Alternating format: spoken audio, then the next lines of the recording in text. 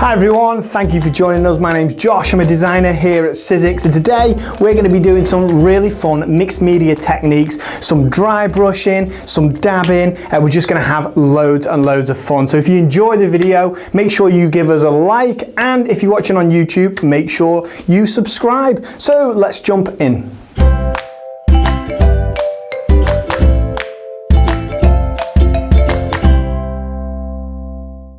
So, dry brushing is one of my absolute favourite techniques.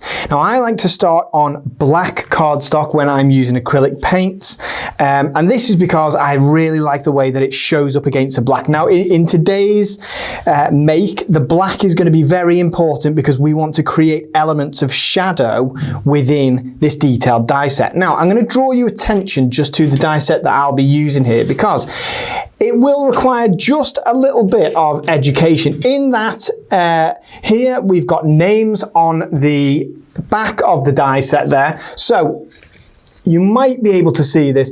This one here says panel 1, brown 1.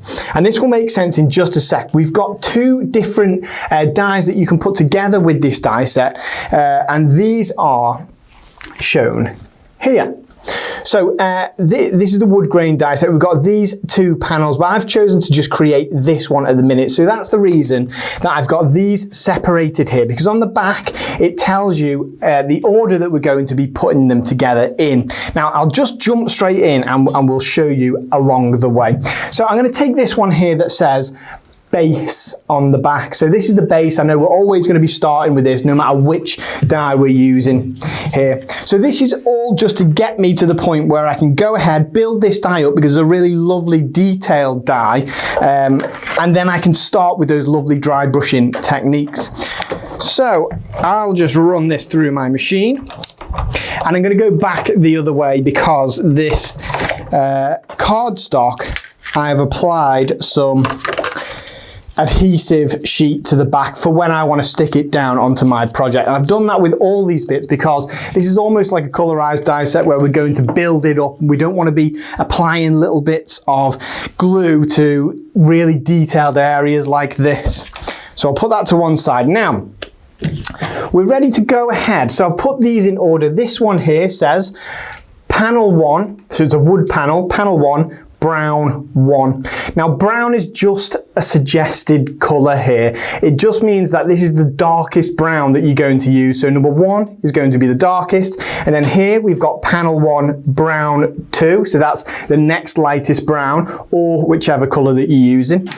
And then obviously we've got panel 1 brown 3, and then this is panel 2 brown 1, brown 2, brown 3. So it's like that, and then that's the base for both of them. So have a look at this. I'm going to take one of those black sheets of cardstock that I previously stuck some of our adhesive sheets to.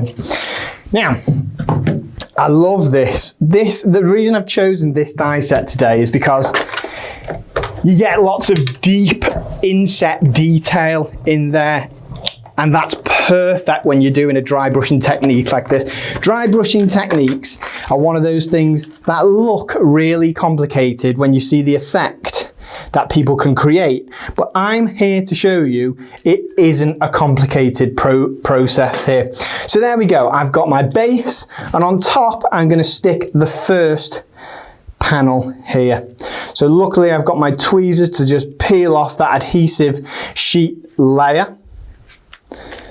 Like so.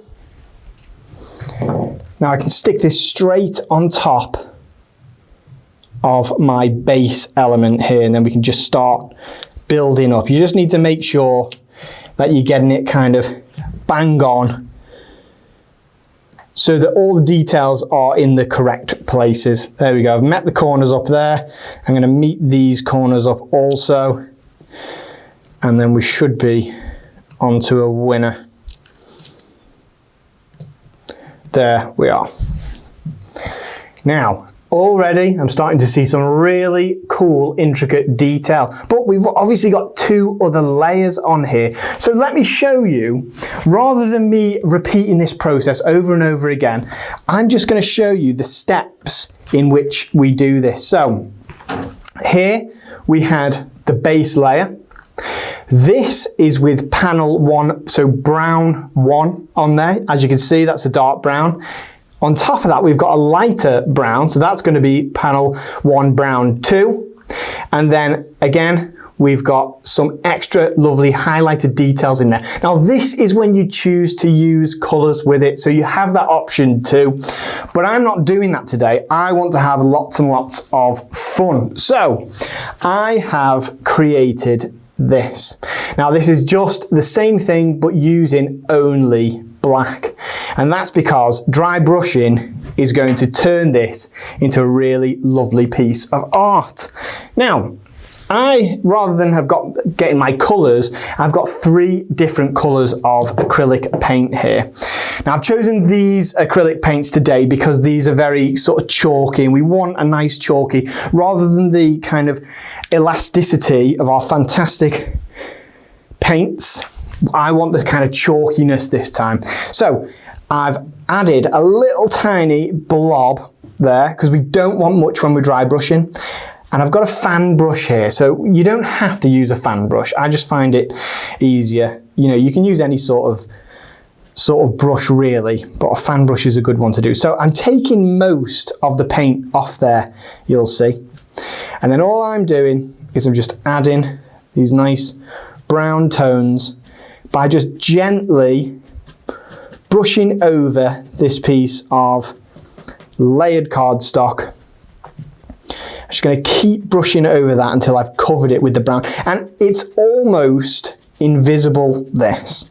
But what it does is when you build up the rest of the layers, you're going to be able to notice that we've got those brown tones underneath rather than it all being black. So it gets a real sense. So the sort of people who will use these techniques are people who work on, you know, movie sets when you're making movie props, things like that, that, you know, really exciting, nice kind of photorealistic effects.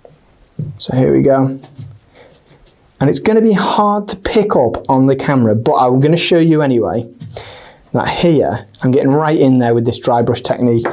Here is just, you know, you can see some of the brown tones in there. So already we started to pick up and highlight the details that are on this kind of layered wood effect thing. So I don't need to get rid of the paint off my brush, but what I do need to do is come in with a lighter brown colour. Now this has got almost red tones in it.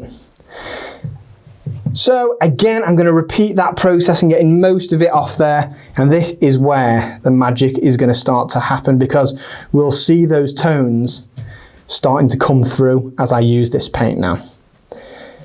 There we are. Getting those lovely reddish tones. And I know that this effect can be used to create Pete Hughes's famous, I say famous, I'm not even exaggerating, famous magic wands that he creates using a glue gun. And they're absolutely fantastic. It's the same exact technique that we're using. And I think if you've been following Pete Hughes for a long time, you'll know about those amazing magic wands. He actually taught me how to make them, so I make them every Christmas because it's a nice Christmas activity to do. So there we are. Can we pick up these lovely kind of red tones in there? How cool is that? But we are not done. Now what I'd like to remind you of is that we're not colouring each layer. We've put all the layers down into one piece. And then this process is just so easy. You just get the paint on the brush, you take most of it off, and then you just repeatedly, nice and lightly, swipe it over the same area until it picks up those little bits of paint. And I think the trick with a technique like this is patience, because you don't want to get a big glob on your paintbrush and then ruin the whole thing by making an area where it's not kind of subtle.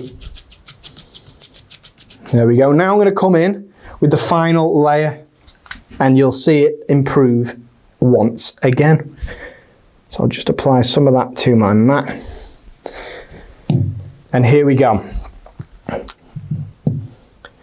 So if you choose to, you can mix it in with some of the paint that's already down on the media mat there, because that will give you kind of, you know, the gradient of your tones. They're going to come in more subtly then, because you have kind of in-betweeny colours, but I don't feel the need to do that. Here we are. Now this final layer is just picking up those outer details. It's almost like an embossing folder, this, because you can do this with embossing folders, but this has the extra detail, so that's why we chose this lovely die to do it, the wood grain die. And as I'm going to show you, it can actually be used. It's one of those dies where you think, well, what might I use that for? There are loads of things to use it for.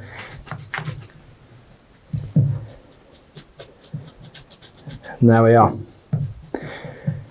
So I could keep going with this. I could keep going forever with it, because one, it's a really enjoyable process. This is just a nice thing to do. It's almost like you're just brushing over the same area. It's really easy, but you end up with something that looks like only an artist can do it.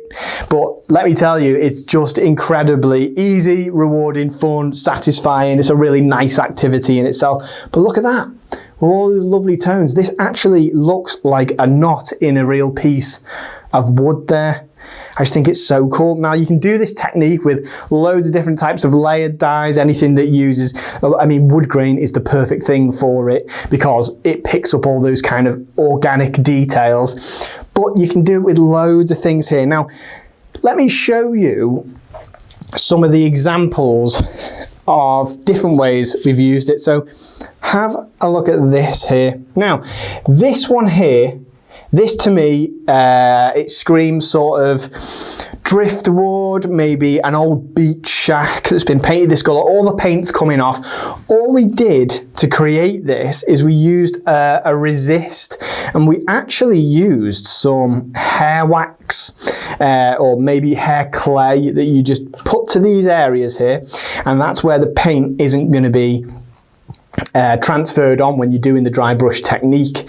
And look at that, it just looks really cool, like the paint's actually peeled off. So this, again, is something that's just the same process I've just shown you, except with one step further, which is that you are going to apply some resist to some areas. So these are really, really cool. And then over here, this is building up this die set with different effects from inked cardstock here. So all you do is you go mad creating all your different inks, and we have other blogs where we've used inking effects, so you can go and have a look at them and see how to do it. And then what you do with that piece of cardstock is you find the lighter parts to do your lighter elements, you find the darker parts to do your darker elements. So again, that's a really easy but effective technique. So there's that. Now let me show you some of the makes that we've created. So here is an Easter card that I've created here, just using the same dry brush technique, but I've done it in blue here because I just thought it was a really interesting concept to have a nice kind of blue element with wood grain that was actually representing the sky. Now, I have stamped over this as well, and what happens is when you stamp over it, it just picks up the stamp on the raised parts of the die set, which I think is really cool. Just a sun here, and this is just another die set from Tim Holtz's Chapter 1. So that's one card. Now have a look at this. This is a really fantastic journal cover. We've got this, again, this is just another die set from the Chapter 1 on there, but look at the background. I've used loads of these panels. We've kind of put them all together almost like you do in a game of Tetris, and then cut it, you know, smoothed off the edges and done that dry brush technique even over this piece of string, which I think is really interesting. And finally, the last make I'd like to show you is this really lovely framed journaling piece here. So again, it's the same effects on there. We've got the resist here, we've got the wood grain effect, and this just shows that to dry brush the wood effect, it doesn't have to be browns like wood is, because we've got all these lovely greens. That to me says a really old piece of wood that maybe moss has been growing on. It's that lovely kind of distressed vintage feel that you get with Tim Holtz style makes here. But that's just a really wonderful way to use that in you know, a piece of paper craft. So that brings me to the end of the video. I hope you've enjoyed it. I'd really love to see what you guys at home do with your sort of dry brushing techniques. I hope you found the video helpful. If you would like more inspiration, go over to the Sizzix website, sizzix.co.uk if you're in the UK, or sizzix.com if you are over in the US. And yeah, just let us know what you think. Incidentally, this is the Woodgrain Die Set by Tim Holtz in Chapter 1 2022, so go and check it out on the website. Thanks for watching.